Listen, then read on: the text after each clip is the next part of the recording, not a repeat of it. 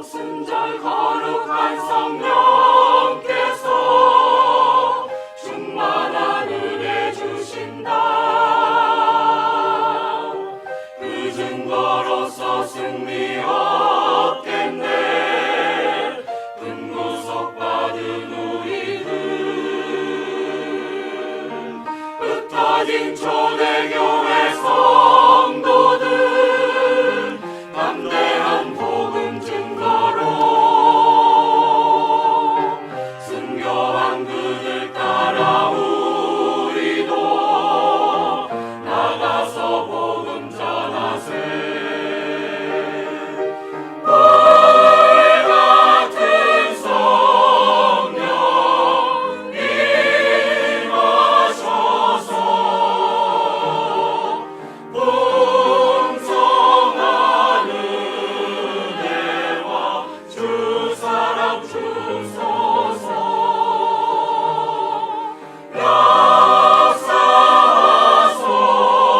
역사하소서. 이 시간에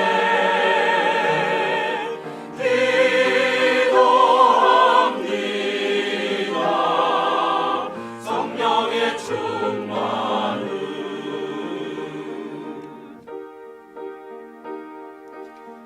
이 세상 어둠에 찼으나 참 믿음으로 살리라. 성령의 뜨거운 불길이 교회에 새 힘을 주네. 지난날 성도들 기도할 때 근무는 일어났었네. 오늘날 그와 같은 성령을 다시는 부어주소서. 불같은 성령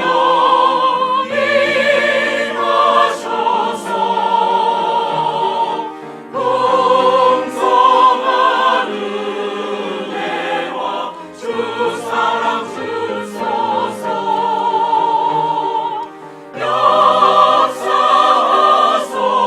역사하소서. 이 시간에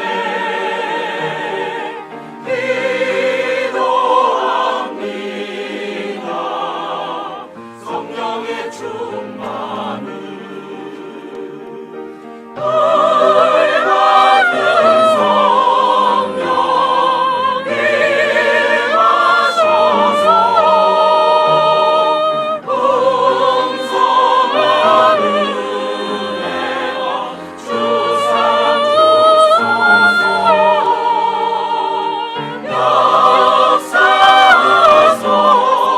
역사하소서. 이 시간에 기도합니다. 성령의 충만을. 성령의 충만을. 성령의 충만을. 성령의 충만을. 성령의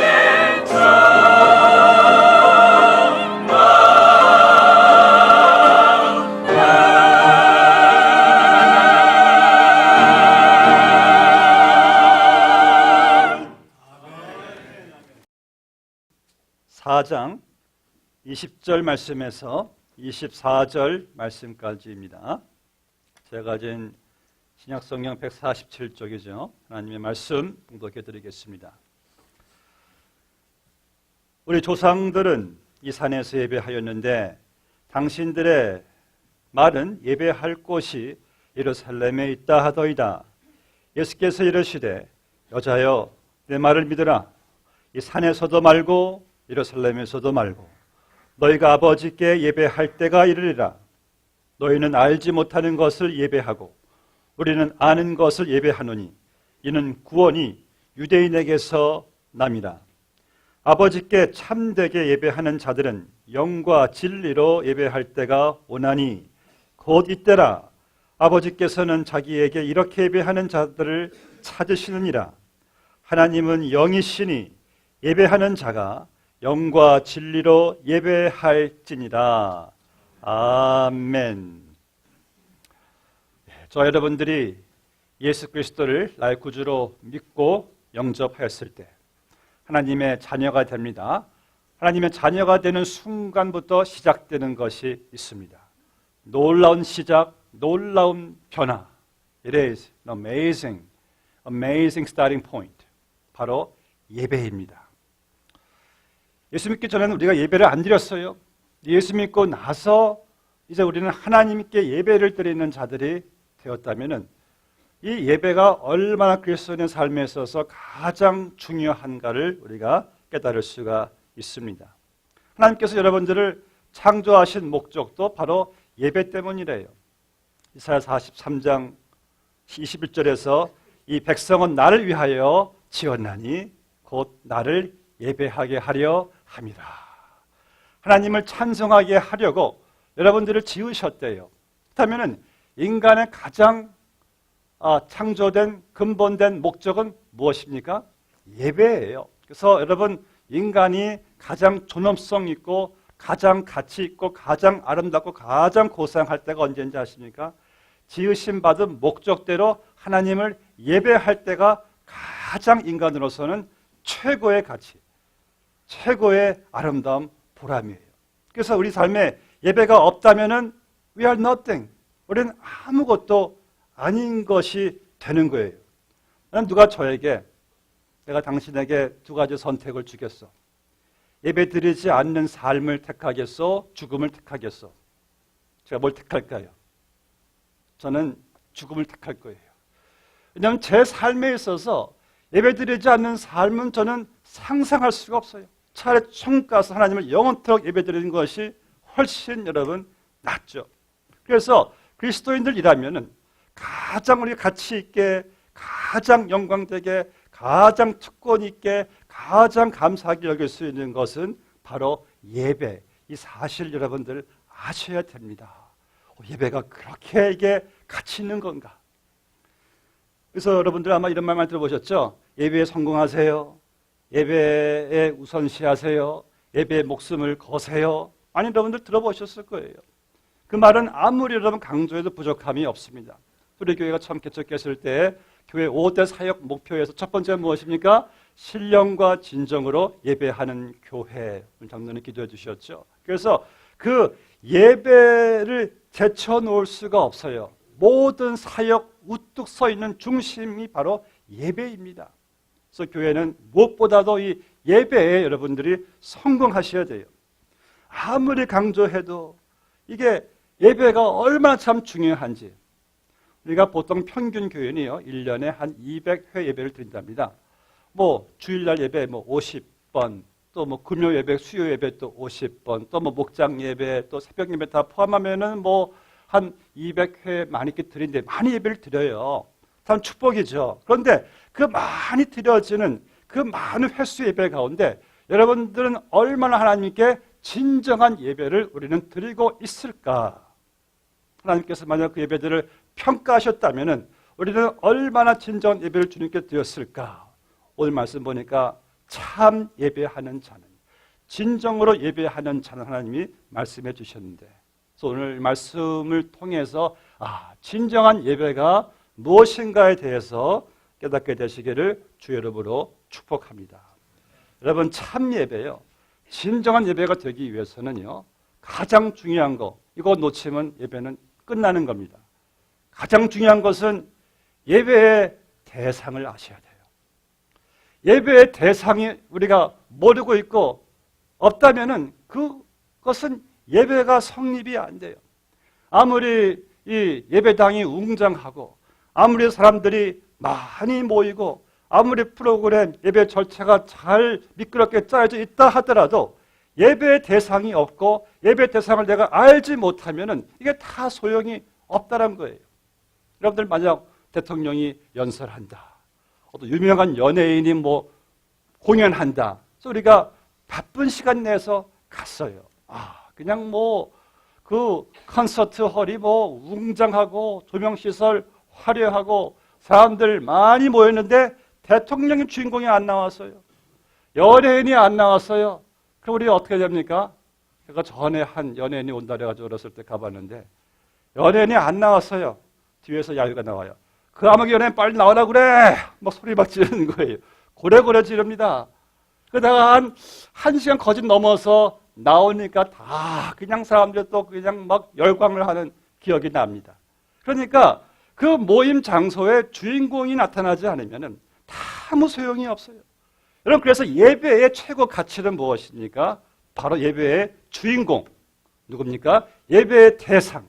오늘 말씀을 보면은 사마리아 여인이 예수님께 묻죠. 우리 사마리아인들은 이곳 산에서 예배드린다라고 하고 당신 유대인들은 예루살렘에서 한다고 하는데 주님께서 말씀하시기를 여자여 내 말을 믿어라. 이 산에서도 말고 예루살렘에서도 말고 너희가 아버지께 예배할 때가 이르리라. 주님의 포인트는 이거예요. 예배의 장소가 중요한 것이 아니라 예배 의식이 중요한 것이 아니라 예배의 대상을 바르게 알고 예배하는 것, 예배를 어떻게 드리느냐가 이게 더 중요하다는 말씀이에요. 여러분, 예배에 있어서요 가장 큰 핵심은요, 가장 큰 대상은요 바로 예배의 대상이죠. 그 예배의 대상을 내가 바로 알고 그것에 합당한 것을 드리는 게 진정한 예배입니다. 22절 말씀 보니까 예수님 말씀하시기를 너희는 알지 못하는 것을 예배하고 우리는 아는 것을 예배하노니. 지금 여러분들 혹시 알지 못하는 것 예배하십니까? 아니면 혹시 아는 것을 예배하십니까? 우리가 지금 아는 것은 무엇입니까? 예배의 대상에 대해서 나는 얼마나 지금 알고 있습니까? 그래서 진정한 예배는 예배의 대상을 바로 알고 있어야 됩니다. 예배의 대상은 저도 아니고 여러분들도 아니에요. 예배의 대상은 누굽니까? 오늘 21절 말씀 보니까 너희가 아버지께 예배할 때가 이르리라. 이 3절 말씀에서 아버지께 참되게 예배하는 자들은 24절에서는 하나님은 영이시니 예배하는 자가. 그러니까 우리의 예배의 대상은 바로 아버지 하나님이세요. 여러분이 예배드리는 대상은 아버지십니다. 아버지. 왜 그래서 하나님과 동시에 아버지라고 했을까요? 아버지가 있다는 것은 관계, 자녀가 있다는 거예요. 그러니까 여러분, 예배는 바로 관계예요, 관계. 내가 아버지와 자녀된 관계가 없다면은 그 예배는 여러분들이 아무리 공을 들여도 다 소용이 없어요. 진정한 예배는 관계에서 오는 겁니다. 나의 아버지, 자녀된 내가 아바 father 하고 아버지께 나아가 드리는 것이 이것이 진정한 예배죠. 그래서 여러분, 이 관계 속에서 나를 자녀 삼아주신 아버지에 대한 나의 경외함, 아버지에 대한 나의 감사, 아버지에 대한 나의 respect, 나의 존경, 나의 신뢰, 나의 믿음, 이런 것을 드리는 것이 바로 이것이 바로 예배잖아요. 여러분, 우리는 육신의 아버지에 대한 사랑의 스토리 많이 들으셨죠? 요즘 카톡으로 많이 여러분들 통해서 제가 감동된 글들을 많이 봤습니다. 참 좋은 글이 여러분들 뭐 아실지 모르겠어요. 그 경북대 총장 박찬석 총장 이분이 본인이 쓴 그 수기를 읽게 되는데 이런 내용이죠. 뭐 나는 뭐 경남 산청 시골 마을에 살았다. 아주 가난한 그러한 그 마을인데 모든 주민들은 다 뭐 소작농, 뭐 농사하면서 겨우 끼니를 이어가는 그러한 마을에 살았던 건데 나의 아버지는 자신이 배우지 못한 한을 풀기 위해서 그 없는 그 살림에서 나를 대구 중학교로 유학을 보냈다. 공부가 정말 죽어라 싫었던 나는 공부를 전혀 하지 않은 상태에서 68명 반 클래스에서 나는 68등 꼴찌를 했다. 방학이 돼서 아버지께로 가야 되는데 어린 나이에도 차마 아버지께 갈 수 있는 용기가 없었다. 나 하나 공부시키려고 정말 없는 거 다 이렇게 희생해서 나를 이렇게 학교에 보냈는데 나는 할 수 없이 그 성적표 꼴찌 성적표 잉크에 된 것을 지워가지고 1등으로 바꿨다. 아버지는 제대로 배우지 못한 분이라 모르실 줄 알았다. 성적표를 보는 아버지는 흐뭇해하는 모습이었고 이제 친지들이 아버지를 찾아와서 어떻게 자식 공부 잘했노? 아버지는 말했다. 뭐 어쩌다가 1등 했는가 봐. 더 두고 봐야지. 친지들은 그럼 이 사람아 책거리를 해야지. 나는 그 얘기를 듣고 무서워서 밖에 나갔다가 밤에 들어오니까 기막힌 일이 벌어졌다. 아버지가 책거리를 하시려고 정말 재산 목록 1호 딱 하나밖에 없는 돼지 한 마리를 잡으셔서 잔치를 벌어놓으신 것이 아닌가. 무서워 나는 곧바로 그냥 강으로 달려가서 물속에 들어가서 코를 막고 나는 정말 숨 못 쉬는 가운데 죽으려고도 해봤고 내 주먹으로 뒤통수를 쳐가면서 내가 얼마나 그렇게 미웠는지 그때 그 충격적인 사건은 나로 하여금 새롭게 학교에 돌아가게 되어서 열심히 공부하고 16년 만에 나는 대학 교수가 되었다. 그리고 이제 내가 45살 때 내 아들이 중학교쯤 들어갈 쯤에 나는 아버지에게 그때 나의 그 잘못된 일을 솔직하게 고백하려고 아버지에게 나는 이제 말을 했다.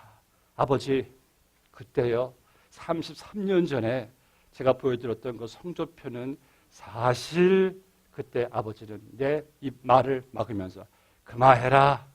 내가 알고 있었다. 네 아들이 듣는다.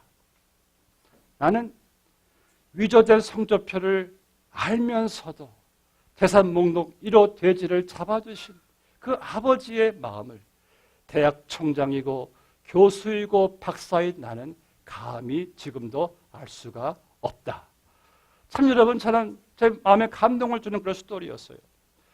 그 자식의 거짓을 알고서도 허물을 덮어주기 위해서 재산 목록 1호 돼지를 이 잔치를 벌여주신 그 아버지. 여러분, 바로 이 예배가 그러한 아버지의 마음을 아는 시간이 아닐까요? 나의 죄와 허물을 덮어주시기 위해서, 내 예배를 받아주시기 위해서 재산 목록 1호 돼지 정도가 아니라 자기의 아들 예수 그리스도의 피를 뿌리셔서 그 피로 갈라진 휘장 속으로 하나님의 지성소로 들어가게 해주는 이 예배가 정말 하나님의 마음을 알게 해주는 그런 예배가 아닐까요? 한 2주 전에 저희 제 두 남매, 두 아이들을 데리고 외식을 하고 있었습니다.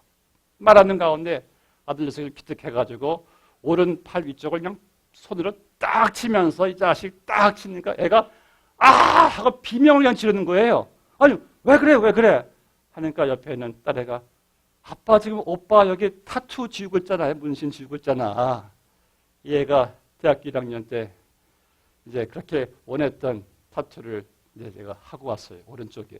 그래서 아빠가 좋아하는 기도하는 손이야. 하고 보여주는데 저 맨살에 저거를 했으니 얼마나 아빠의 마음이 그래도 뭐 젊은이들 패션이니까 그래. 근데 얘가 나이가 좀 들면서요. 이제 지가 돈 번으로 이제 타투를 지우고 있어요. 잘 지어지더라고요. 요즘 레저가 발달돼가지고. 레저로 여러분 타투를 지우면은요, 뭐 점뺄 때 마찬가지겠지만은 물집이 생겨요. 제가 그걸 모르고 그 물집 생긴 데를 손으로 탁 쳤으니 내가 얼마나 아팠겠어. 괜찮아 하니까 it's okay 아빠 don't worry. 조금 있다가 그 물집에서 나오는 그 피가 이 하얀 티셔츠를 조금 이렇게 적시는데 얼마나 좀 가슴이 아픈지 얼마나 아플까 하는데 옆에는 딸애가 하는 말이 아빠 얼굴이 오빠보다 더 아파 보인대. 제가 하는 말이 그게 다 녀석아 아빠 마음이야. 제가 떠오르는 그림이 팍 보이는데요. 죄인들이 몽둥이와 채찍으로 대못으로 하나님의 아들 예수 그리스도를 마구 찢고 후려치고 못으로 박고 그럴 때마다 그 뿜어 나오시는 주님의 피를 바라보고 아들의 절규, 비명소리를 들으시는 그 아버지의 마음은 어떠했을까? 이런 상상이 되십니까? 나 같은 죄인을 살리시기 위해 내 허물을 덮어주시기 위해 자기의 아들을 십자가의 짐승처럼 내몰아가시는 하나님 그 아버지의 마음이 어떠실까? 저는 지금도요. 솔직히 그 아버지 하나님의 마음을 감히 상상할 수가 없습니다. 감히 다 알 수가 없어요. 여러분들은 알 수가 있습니까? 그 아버지의 마음을. 지금 우리의 예배를 받으시기 위해서 나를 받으시기 위해서 아들을 희생시키시는 그 아버지의 마음. 40년 신앙생활 해도 다 저는 헤아릴 수가 없습니다. 정말 바다를 먹물로 삼아 하늘을 뚫마려 삼아 다 쓴다 해도 쓸 수 없는 그 아버지의 마음을 아는 자녀가 아버지께 예배할 때가 오나니. 예수님이 자기 십자가를 가르치시면서 하시는 말씀이죠. 저는 그래서요, 예배에 대한 정의가 많아요. 예배는 무엇이고 무엇이고. 제가 참 좋아하는 정의가 있습니다. 한 주일학교 학생이 선생님이 여러분 예배가 뭡니까? 아이가 예배는요 하나님 아버지 가슴으로 들어가는 거예요. 얼마나 참 예배 아름다운 정의입니까? 여러분 만약 손주가 할아버지 하고 우리 가슴으로 딱 달려올 때 그 손주를 품을 때 또 아빠 하고 달려갈 때 아빠가 그 아들을 가슴에 품을 때 그 가슴은 어떤 가슴일까요? 내 사랑하는 손주, 내 사랑하는 아들 다 줘도 부족함이 없는 어떤 허물도 덮어주고 싶은 그 가슴이 바로 할아버지, 할머니, 우리 아빠, 엄마의 가슴이잖아요. 오늘 이 예배가 하나님의 가슴 품으로 들어가는데 어찌 우리의 예배에 감격과 감사, 기쁨이 없을 수가 있겠습니까? 그래서 예배의 가치가 있고 예배의 감사가 있고 예배의 눈물이 있고 예배 여러분 보람 있는 게 아니겠습니까? 아버지 가슴 품으로 지성소에 아들의 십자가로 그 피로 찢어 놓으신 지성소로 내가 그 안으로 들어가는데 어찌 내 가슴 속에 감사 기쁨이 없을 수가 여러분 있겠습니까? 그래서 예배는요 우리의 대상을 바로 하는 거예요. 아버지의 사랑을 아는 게, 그분의 은혜를 아는 게 이것이 바로 예배입니다. 그 아버지의 가슴이 여러분 행여나 이 분위기로, 행여나 어떤 시설로, 프로그램으로, 어떤 절차로 여러분들 그것이 가려지지 않게 되기를 바랍니다. 아버지 그 가슴을 여러분 기억하셔야 돼요. 둘째 여러분, 진정한 예배가 드려지기 위해서는요 하나님께만 모든 관심이, 초점이 집중되어야 하는 거예요. 여러분들이 왜 이곳에 오셨습니까? 예배 드리기 위해서 오셨잖아요. 그럼 예배의 대상은 하나님이시잖아요. 그럼 우리는 그분에게만 관심이 가 있어야 돼요. 우리가 요한계시록 4장 보니까 그 하늘에서 모든 성도들, 여러분들도 포함되어 있어요. 모든 성도들이 예배 드리는데 그들의 모든 예배의 관심과 예배의 초점이 오직 어린 양이신 예수 그리스도 보좌 앉아 계신 하나님께만 완전히 집중되는 것을 보게 돼요. 면류관 다 벗어서 다 예수님 발 앞에 다 던져드려요. 모든 영광, 모든 존귀 다 홀로 예수님께만, 하나님께만 다 드리는 완전히요 천상 예배는요 하나님께로 다 포커스되는 것을 보게 됩니다. 보면 이 4절 말씀 보니까요 하나님은 영이시니 예배하는 자가 영과 진리로 예배할지니라. 무슨 말씀을 하는 거예요? 하나님은 영이시니, 예배의 대상은 영이신 하나님이시니 오직 우리가 영과 진리로 예배해야 된다라고 말씀을 하는 겁니다. 하나님의 사랑, 하나님의 거룩하신 그분의 긍휼, 그분의 은총, 그분의 자비로우신, 그분의 인애로우신 그분의 모든 속성들, 그분의 모든 위대한 행적들을 내가 보면서 생각하면서 온 마음과 마음을 다하여 하나님께 예배드리는 것이라면 이것이 바로 진정한 예배, 그분께만 포커스되는 예배죠. 오늘 사마리아 여인은요 예배를 단순히 모이는 장소와 예배 의식으로만 알고 있었는데 그 예배는 여러분 예배 장소는 큰 의미가 되지 않아요.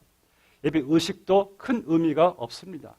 장로교식 예배냐, 침례교식 예배냐, 감리교식 예배냐, 예배 절차, 설교 전에 광고할 것이냐, 설교 후에 광고할 것이냐, 여기에는 큰 의미가 없어요. 진정한 예배의 의미는요 오직 하나님께 관심이 집중되어 있고 하나님 자신의 그분의 영광에 내가 압도되어서 그분께 초점과 관심을 집중시키시고 하나님 자신으로만 기뻐하고 즐거워하는 이 자체가 여러분 예배가 아닐까요? 이런 예배가 영으로 드리는 진정한 예배입니다. 또 오늘 보니까 영과 진리로 예배하래요. 진리는 말씀이에요. 말씀. 우리 예배는 must be word basis. 말씀의 기초에서 예배를 드리는 것이지 인간의 어떤 생각과 방식으로 예배 드리는 것이 아니에요. 그래서 예배의 핵심은 진리이신 또 예수님이세요. 하나님이 여러분들의 예배를 받으시기 위해서 정하신 유일한 길은 오직 예수님밖에 없습니다. 나는 길이요 진리요 생명이니 나로 말미암지 않고서는 아버지께로 올 자가 없느니라. 그래서 우리는 다른 길로 가시려고 하면 안 돼. 오직 진리, 말씀으로 예수 그리스도를 통하여서 하나님께 나아가는 이 예배가 진정한 예배잖아요. 또 여기 진리의 또 다른 의미는요, 진실, 진정한 마음, 정직한 마음이에요. 하나님께서는요, 우리의 겉다르고 속다른 마음을 싫어합니다. 예수님 말씀하시길 이 백성이 입술로 나를 존경하나 그 마음은 내게서 멀도다. 그러니까 입술로 하나님을 예배하는데 마음이 하나님께 가 있질 않아요. 여러분, 그래서 예수님께서 가장 책망하신 건 바리새인들 항상 척하는 거, 거룩한 척, 경건한 척하는 거. 우리는 여러분 예배하는 척, 이걸 조심해야 됩니다. 예배하는 척은 나와 다른 사람들은 모를지라도 하나님은 아신다라는 말씀이에요. 이런 진정한 예배는요, 영과 진리로 예배하는 것입니다. 그렇다면 지금 여러분들의 마음, 우리의 관심, 초점은 지금 어디에 가 있습니까? 이런 말했죠. 우리나라 말에도 새가 나무 위에는 앉아 있으나 마음은 콩밭에 가 있다. 지금 여러분, 우리의 마음이 지금 어디에 가 있느냐가 중요해요. 몸은 여기에 앉아 있으나 지금 우리의 마음을 보시는, 내 아들아 네 마음을 달라 하시는 하나님의 그 예배를 보시는 가운데 우리의 마음은 지금 어디에 가 있을까요? 여러분, 중요합니다. 내 마음은 오직 하나님께로만 집중되어 있어야 됩니다. 이것을 자꾸 흐트러뜨리고 혼란스럽게 하는 것이 또 마귀의 또 일이에요. 마귀는 예배를 싫어하니까, 자기에게 예배 받게 하는 걸 좋아하니까. 또 우리가 조심해야 되는 것이 있습니다. 예배가 진정 예배 되기 위해서는 예배의 대상이 하나님이 아니라 나도 모르게 내가 될 때가 있어요. 여러분, 지금 우리가 예배 드릴 때 내 기분이 얼마나 좋은가, 그건 중요하지 않습니다. 중요한 이슈가 아니에요. 왜냐하면 1차적으로 중요한 것은 지금 내가 하나님께 드리는 내 예배의 마음과 태도와 자세를 하나님께서 얼마나 좋게 느끼시느냐가 중요하지, 여러분들의 기분, 내가 예배를 통해서 은혜 받고 안 받고 그것이 우선이 아니란 말씀이에요. 하나님 보실 때 내 예배를 어떻게 그분이 받으시는가에 예배가 성공과 실패가 달려있는 거예요. 우리가 만약 회중과 함께 찬양을 드리는데 내가 찬송 드릴 기분이 아니라고 찬송을 드리지 않는다면 하나님 이렇게 코멘트를 하실 겁니다. 나는 네가 나를 찬송하는 줄 알고 있었다. 네가 나를 예배하러 왔다면은 찬양할 기분이 있든 없든지 찬송이 좋든지 않든지 그건 하등의 문제가 되지 않는다는 거예요. 왜? 찬양을 받으시는 분은 하나님이시고 내가 아니기 때문에. 또 찬양대가 찬양할 때도 찬양대가 찬양할 때 우리 마음속에 그래, 나에게 한번 찬양해봐라. 나를 기쁘게 기분 좋게 한번 만들어 보아라. 여러분, 찬양대가 찬양하는 것은 하나님께 올려드리는 것이고 여러분들을 함께 찬양을 하도록 인도해 주는 역할을 하는 것이지 우리에게 찬양하는 것이 아닙니다. 우리가 설교를 들을 때도 설교를 내가 얼마나 감동받는가 보자. 예배를 드린다는 것은요, 하나님의 음성이 그 인간을 통해서 들려준다는 것을 내가 주시는 말씀으로 예배하는 심령으로 받아들이는 것이 또 이게 예배에 대한 말씀의 경청인 것이죠. 만약 우리가 여러분들이 예배 드릴 때 항상 우리의 마음 생각이 오늘 내가 예배를 통해서 얻어갈 수 있는 것이 무엇일까? 마음의 위로 좀 받고 싶고 마음의 평안 받고 싶고 힘 얻고 싶고 다 좋아요. 근데 그것이 만약 전부가 된다면은요, 우리는 마치 이렇게 말하는 것 똑같아요. 하나님, 나에게 예배하십시오. 나를 존경하시고 나를 높여주시고 나를 세워주시고 예배의 중심이 대상이 하나님이 가 계셔야 되는 자리에 내가 거기에 딱 가 있다는 이러한 여러분 잘못을 범할 수가 있다는 말씀이죠. 그래서 여러분, 예배 축도가 끝났을 때 오늘 예배 분위기 어땠나? 목사님 설교 어땠나? 찬양대 찬양 어땠나? 우리는 평가할 수 있는 우리는 권리가 없습니다. 예배의 평가자는 오직 하나님이세요. 여러분들 평가하시기를 원하신다면 딱 한 가지만 평가하세요. Not how was it, but how did I do? 내가 오늘 예배를 하나님께 어떻게 드렸는가는 평가할 수가 있습니다. 축도 후에 하나님께서 예배 잘 드렸다, 너희들 예배를 내가 잘 받았다 하면 여러분들의 예배는 성공한 거예요. 만약 내가 예배를 다 드리고 나서 오늘 참 은혜 많이 받았고 오늘 말씀 참 좋았고 찬양 다 좋았고 분위기 다 오케이 콜 하는데 하나님이 마지막 평가에서 예배를 잘 드렸구나 라고 하지 않는다면 그 예배는 드리지 않은 것이 됩니다. 사랑하는 성도 여러분, 예배의 정의 평가를 내 감정, 기분, 분위기, 내 경험에 두지 마시자고요. 내가 얼마큼 하나님께 예배를 드리고 있는가에 대한 내 삶과 내 마음, 믿음을 우리가 돌아보시기를 주의 이름으로 축복합니다. 전지전능하신 하나님, 거룩하신 하나님, 영광으로 충만하신 그 하나님, 위대한 일들을 행하시는 그 하나님, 날 위해 십자가를 받겨 죽으신 하나님에 대한 감사를 인하여 온 마음과 온 정성을 다해서 그분을 찬양하고 그분을 예배드릴 때에 여러분 이것이 바로 진정한 예배인 것이죠. 그런 예배를 드린다면요, 우리는 세상에 나아가서 어떤 좌절과 절망도 부딪혀 이길 수 있는 승리의 힘을 이 예배에서 얻게 되는 거예요. 언제? 진정한 예배를 드릴 때에. 마지막으로 여러분, 이 축도 순서는요, 예배의 끝일까요? 예배 끝이 아니라 예배의 시작입니다. 그래서 여러분, 진정한 예배는 언제 할 수 있습니까?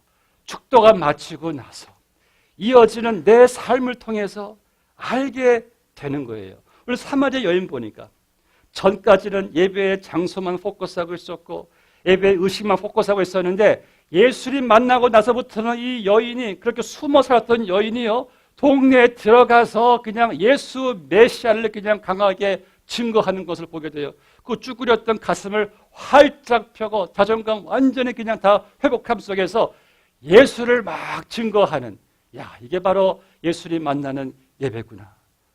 여러분, 그래서 진정한 축도, 이 예배는 축도로 딱 끝나지 않아요. 예배 끝났다 나가시는 게 아니라 예배가 시작된다, 삶으로 나가는 거예요. 그래서 목사님들은요, 주일날 아침부터 이 강단에서 우리는 설교를 해요. 말씀을 전해요. 근데 여러분들의 강단은요, 월요일 아침부터 시작돼요. 월요일 아침에 세워진 내 집의 강단, 직장에 세워진 내 강단을 통해서 우리의 삶과 인격을 통해서 예수님을 증거하는 것이 예배자들의 여러분 삶이 아니겠습니까? 그래서 오늘 내가 하나님께 예배를 드리고 내가 본 하나님의 영광을 가지고 이제 주님의 뜻을 이루고자 하는 삶의 시작이 바로 축도 후부터 이어지는 겁니다. 오늘 여러분, 많은 교인들이요, 많은 크리스찬들이 예배를 드리고 예배 속에서 흥분하고 막 박수치고 막 감사하는데 축도가 마치면 그냥 정상으로 돌아가는 것이, 이것이 바로 오늘날의 기독교의 문제라고 합니다. 아무 일도 생기지 않아요.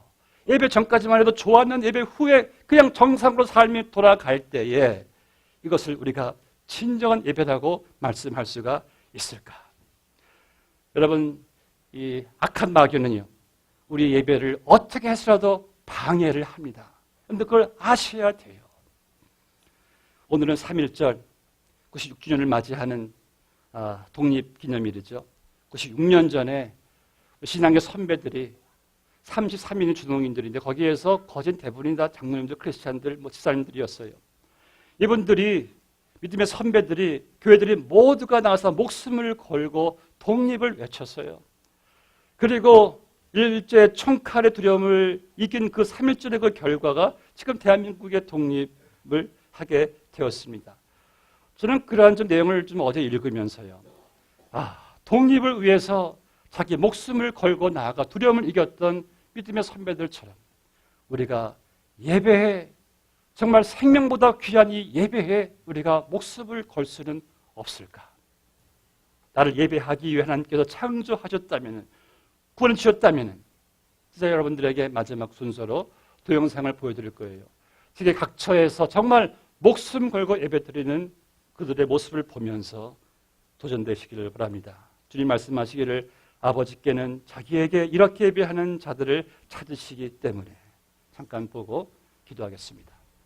불 좀 뒤에 꺼주실까요?